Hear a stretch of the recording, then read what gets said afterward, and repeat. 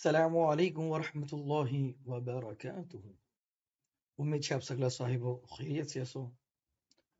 તિલાવતુલ કુરઆન કરીમના પુખ્તગી વાસ્તે આ બરનામજનો 15મો વિડિયો છે।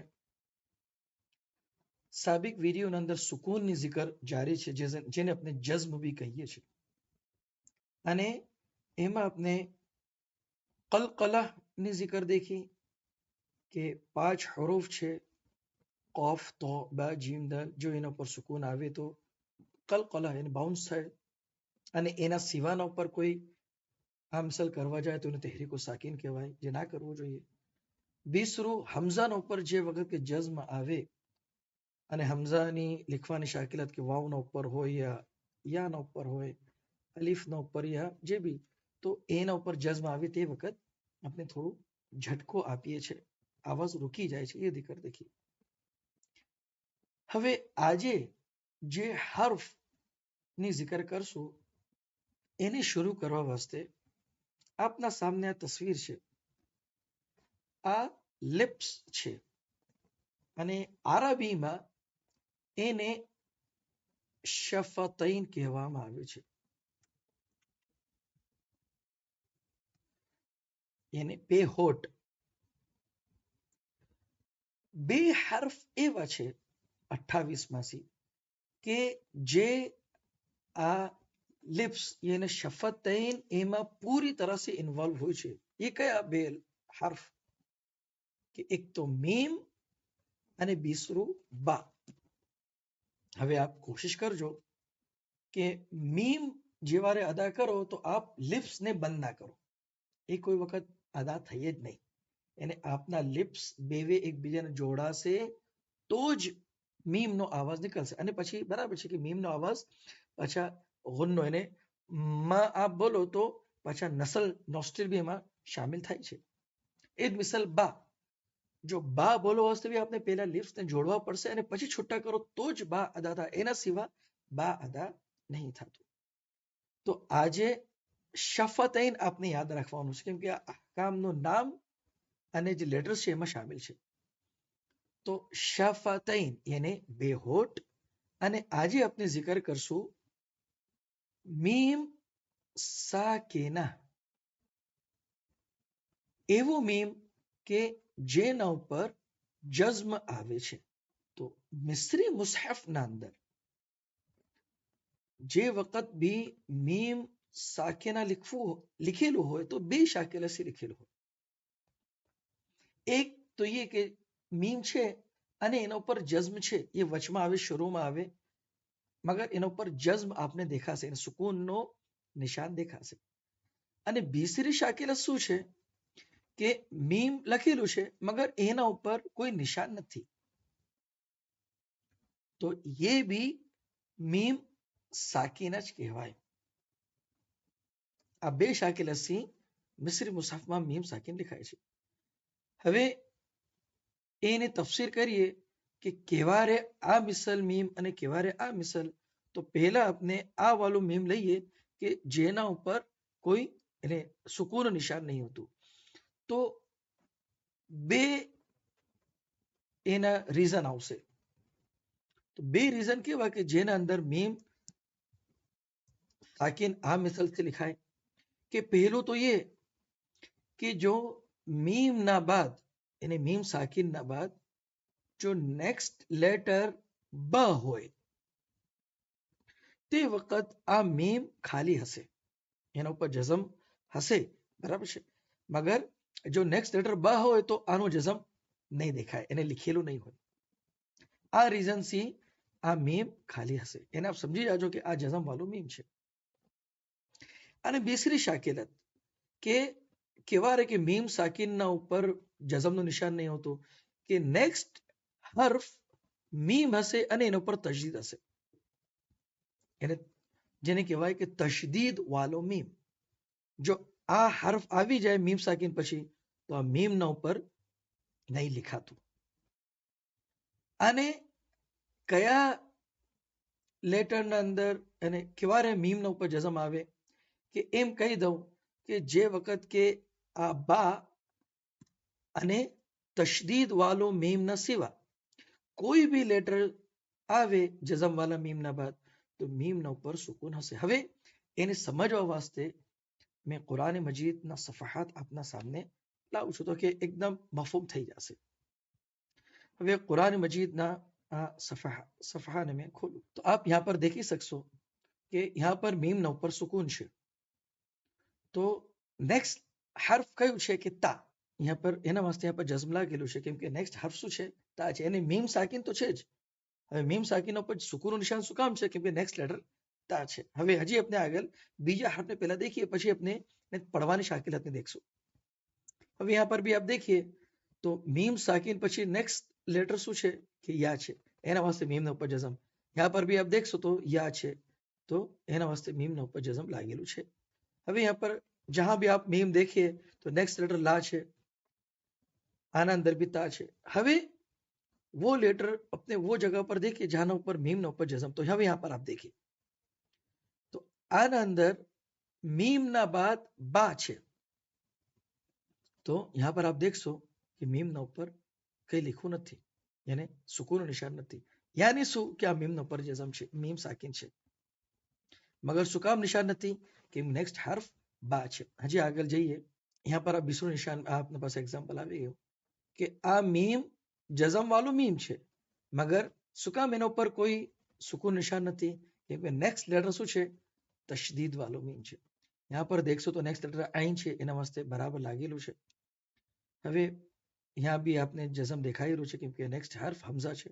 यहाँ भी जज़म देखाई રહ્યું છે કે નેક્સ્ટ લેટર या છે. यहाँ पर वाव છે. હજી આપણે આગળ એક્સપ્લોર કરીએ तो यहाँ पर देखिए आप तो मीम ना बाद तशदीद वालों मीम છે तो आप यहाँ पर શું થશે કે આ મીમ ના ઉપર જઝમ નથી. यहाँ पर देखिए આ મીમ ના ઉપર જઝમ નથી. શું કામ? કેમ કે નેક્સ્ટ લેટર તશદીદ વાળું મીમ છે. હજી આગળ જઈએ. यहाँ पर आप देखो तो थोड़ा एग्जांपल्स अपने मिलसे बा वाला के मीम ना ऊपर जज़म નથી. શું કામ? કેમ કે નેક્સ્ટ લેટર બા છે. સેમ ચીજ यहाँ पर છે. સુકૂન વાલા મીમ ના ઉપર સુકૂન હશે કે નહીં એ કોણ ડિસાઈડ કરશે? કે એનો નેક્સ્ટ લેટર. આ ચીજ આપણે મફહૂમ થઈ ગઈ હશે. તો હવે આપણે देखिए કે એને અદા કઈ तरह થાય. તો જે વખત બી મીમ ના ઉપર જઝમ હશે तो आप साफ मीम अदा करशो. बराबर છે. यानी જે વખત કે મીમ અદા કરશો આપના બેવે હોઠ જોડાશે. મસलन कुरान मजीद ना આમાં कलिमात में से देख लीजिए. यहाँ पर देखिए तो શું પડશો?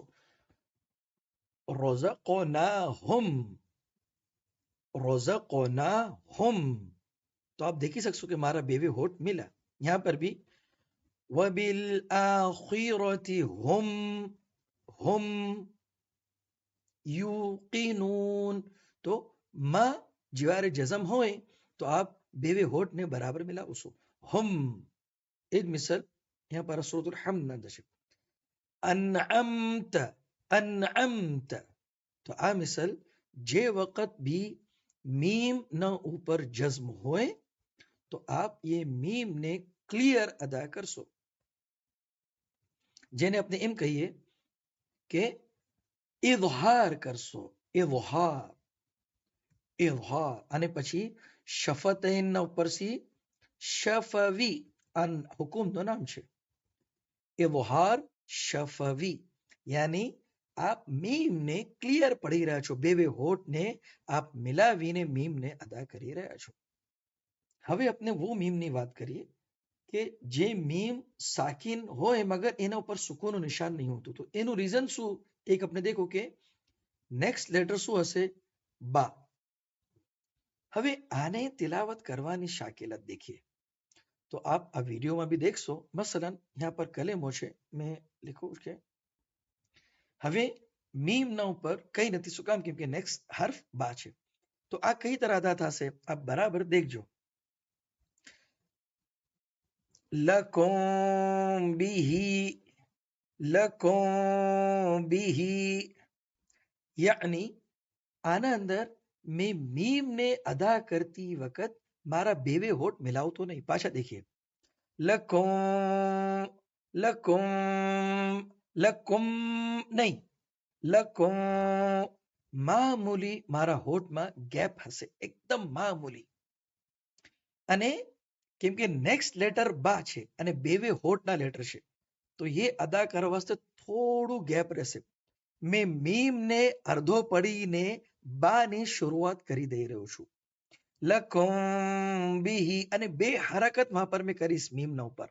લકુમ બિહી, મફહૂમ થયું?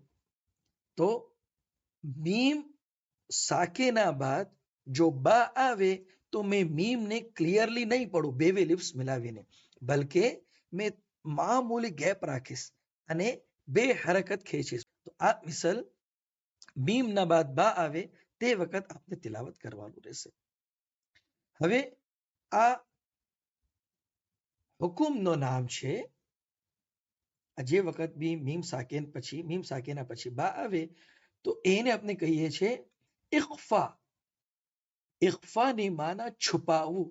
ઇખ્ફાવુશ શફવી, કેમ કે આમાં આપના બે લિપ્સ ઇન્વોલ્વ હોય છે, તો આનું નામ પડે છે ઇખ્ફાઉશ શફવી. ઇખ્ફાઉશ શફવી. હવે બીસરી કન્ડિશન, જે વખત કે મીમના ઉપર સુકૂન નહીં હોતું, એને લિખાતું નહીં, એક ही वारे કે જેવારે મીમ નેક્સ્ટ લેટર તજદીદ વાળું મીમ હોય. તો આના અંદર ઘણું આસાન છે. મેં પાછા यहाँ पर થોડી મિસાલ એ શાકિત લઈ. તો यहाँ पर શું થશે કે આને કઈ तरह तिलावत થશે કે ગોયા કે આપ આ વાલા મીમને સ્કીપ કરી દેશો અને કાફને મીમ સાથે મિલાવશો અને બે હરકત કરશો. તો કઈ तरह લકુમ મિન્હુ.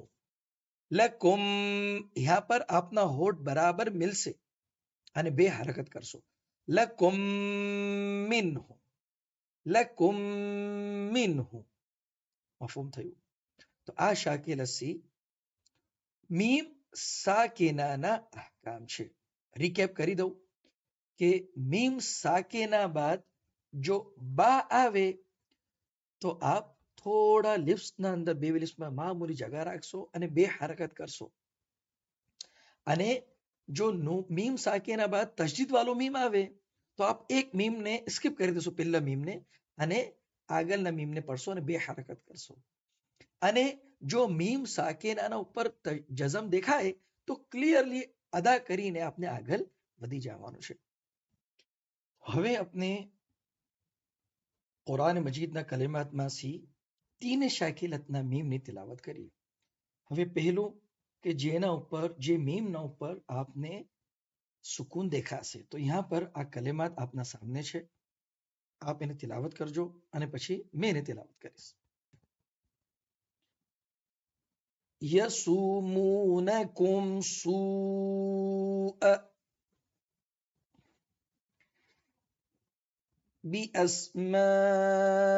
بأسمائهم قال ديارهم تظاهرون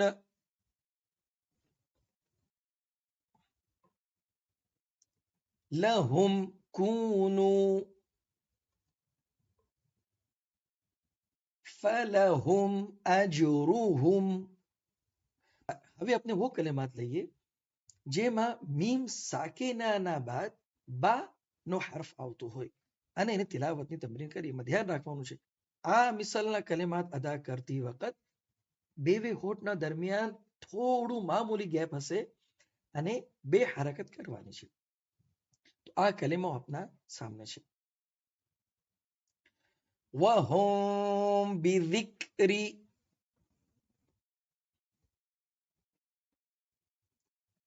أحدكم بورقكم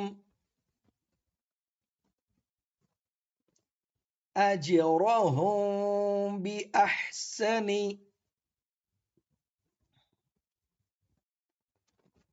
أخذناهم بالعذاب هم بسكارى أصنامكم بعد بطشتم